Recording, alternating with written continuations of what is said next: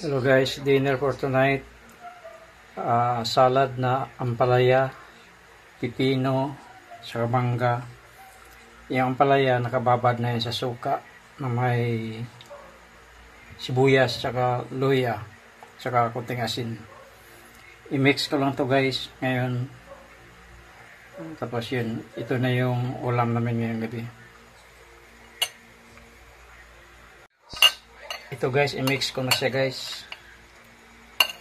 Ampalaya, sibuyas, luya, pipino,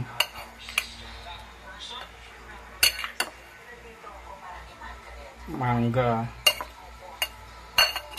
may konting suka at saka asin. Very healthy guys, vegetarian.